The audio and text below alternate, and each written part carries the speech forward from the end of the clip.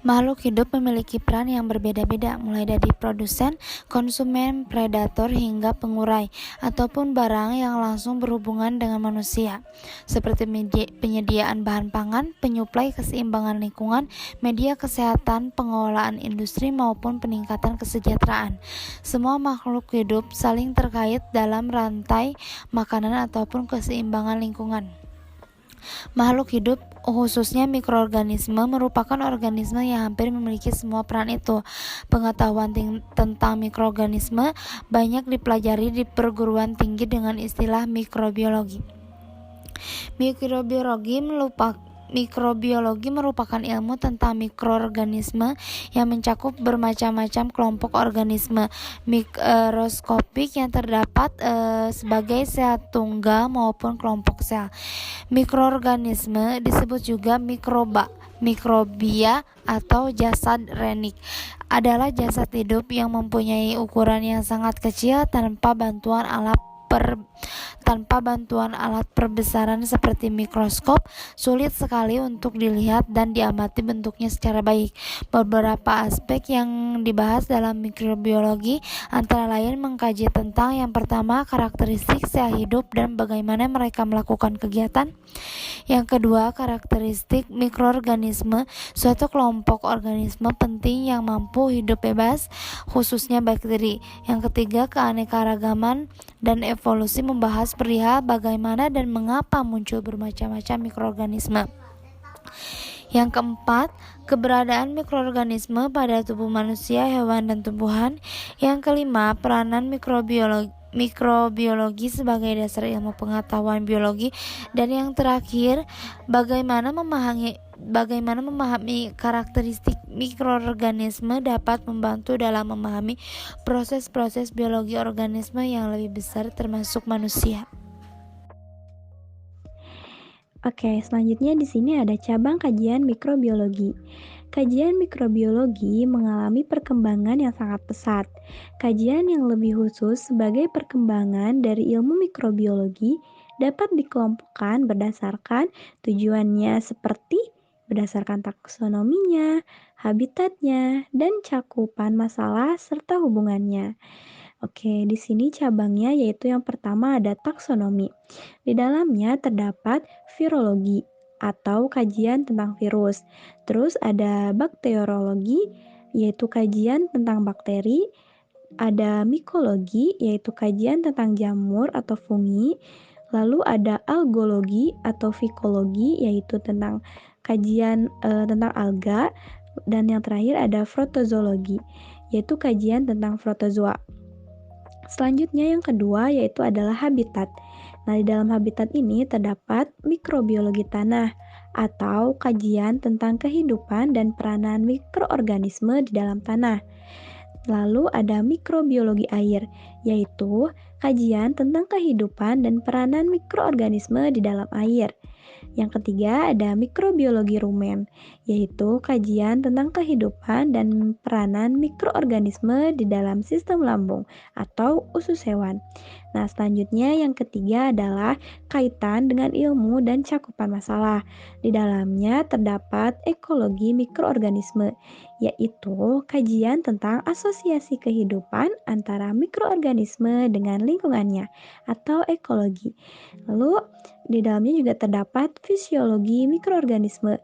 Nah, ini merupakan kajian tentang sifat-sifat mikroorganisme.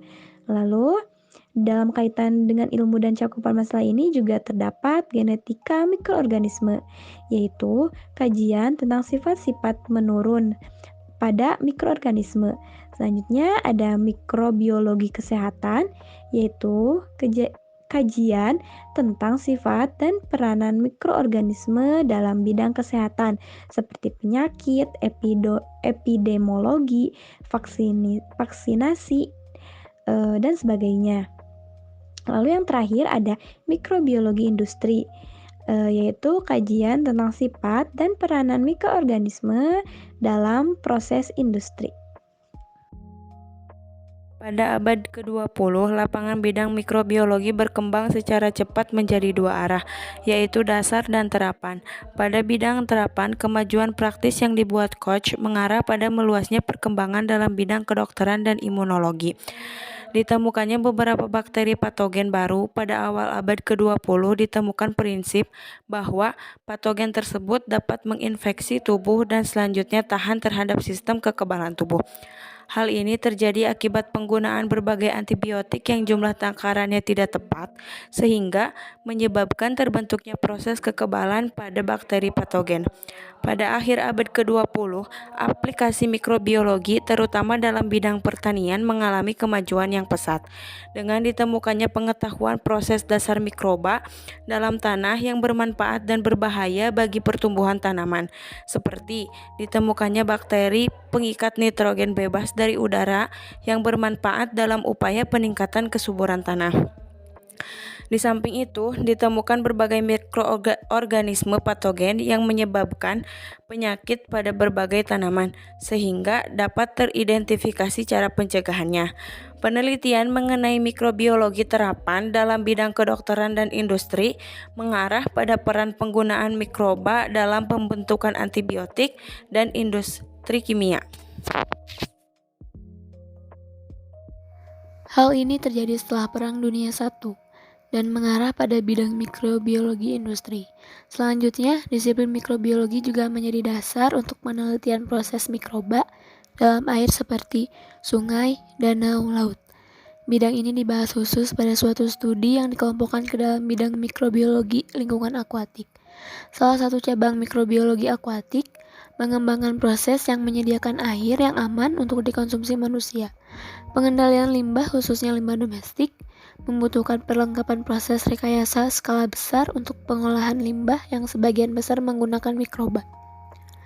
Bidang mikrobiologi sanitasi tidak hanya membutuhkan ahli biologi tetapi juga insinyur yang mampu merancang proses berskala besar. Mikrobiologi air minum bertugas untuk menyediakan air minum yang bebas mikroba, patogen, dan menghilangkan bakteri 11 yang berbahaya dalam sumber air tersebut. Akhir abad ke-20, semua subdivisi mikrobiologi terapan dalam bidang tersebut dimasukkan dalam ekologi mikroba. Awal pertengahan abad ke-20, penemuan terpentingnya yaitu penemuan bakteri baru dan klasifikasinya, yaitu taksonomi bakteri. Klasifikasi bakteri membutuhkan penelitian tentang nutrisi yang dibutuhkan dan produk yang dihasilkannya.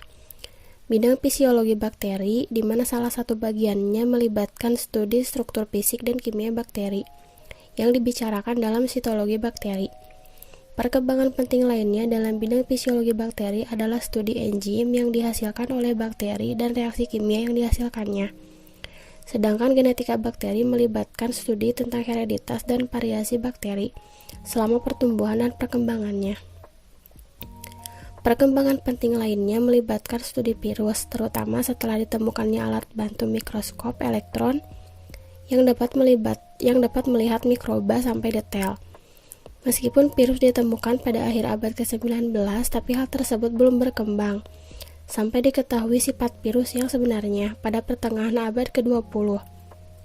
Penelitian melibatkan virus yang menginfeksi bakteri, yaitu bakteriofaga.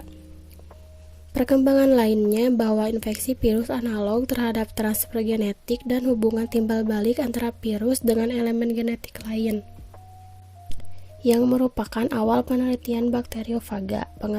Kita mengetahui proses dasar fisiologi, biokimia, genetika bakteri memberi kemajuan, menyebabkan kita dapat manipulasi materi genetik sel menggunakan bakteri sebagai alat penelitian. Juga memungkinkan untuk menggabungkan bahan genetik dari sumber asing ke bakteri, mengendalikan replikasi dan karakteristiknya. Hal ini mengarah pada bioteknologi. Meskipun pada awalnya bioteknologi muncul sebagai penelitian dasar, jika hal ini digunakan untuk kesejahteraan manusia, membutuhkan aplikasi dan prinsip fisiologi dan mikrobiologi industri. Sebagai contoh, bagaimana memajukan ilmu dasar dan terapan secara bersama-sama. Pertama, dilakukan pengurutan asam nukleat dan menggunakannya sebagai alat untuk mempelajari hubungan filogenetik antara sesama organisme. prokariot yang mengarah pada konsep baru revolusioner pada bidang klasifikasi biologi, sehingga sejarah evolusi dapat dipahami. Hubungan evolusi antara mikroorganisme dan organisme lain. Ketika muncul di kehidupan di muka bumi sekitar 4 juta tahun yang lalu, tipe sel pertama yang berevolusi adalah sel prokariot. Selama lebih dari 2 juta tahun, tipe sel prokariot merupakan bentuk kehidupan di bumi ini. Bukti ini ditemukan sebagai lapisan sedimen bentuan di daerah Greenland. Fosil tertua sel prokariotik berusia 3,5 juta tahun, ditemukan di Australia Barat dan Afrika Selatan. Komposisi kimia dari fosil ini memperlihatkan tipe metabolisme secara litotrofik dan fermentatif. Organisme prokariotik fotosintetik berkembang dalam kelompok bakteri selama 3 juta tahun yang lalu dengan melakukan aktivitas fotosintesis anoksigenik. Bakteri tersebut hidup secara anaerobik dan mensintesis senyawa organik dari senyawa anorganik dengan proses fotosintesis tanpa menghasilkan oksigen. Kelompok bakteri tersebut hidup lebih awal dari organisme fotosintesis oksigenik atau fotosintesis yang terjadi pada tumbuhan yang menghasilkan oksigen. Secara struktural, sel dapat berdiferensiasi menjadi prokariot atau eukariot. Namun, struktur sel tidak langsung berhubungan secara evolusi. Bagaimana hubungan filogenetik antara mikroorganisme dengan organisme lain yang dapat ditentukan saat ini? Salah satu metode yang digunakan pada saat ini adalah berdasarkan pada perbandingan urutan basa dari asam nukleat, khususnya urutan RNA ribosom. Struktur RNA ribosom merupakan struktur sel kunci yang terlibat dalam proses sintesis protein, terutama pada tahap translasi.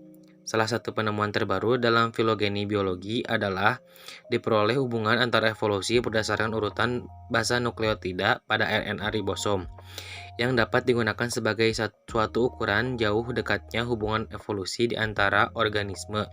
Berdasarkan urutan RNA ribosom tersebut dapat dibedakan 3 garis evolusi yang menyatukan hubungan antara mikroorganisme dengan organisme lainnya yang ada di bumi ini, yaitu 2 kelompok organisme prokariot atau Archaebacteria dan Bacteria, dan 1 kelompok eukariot yaitu Eukarya.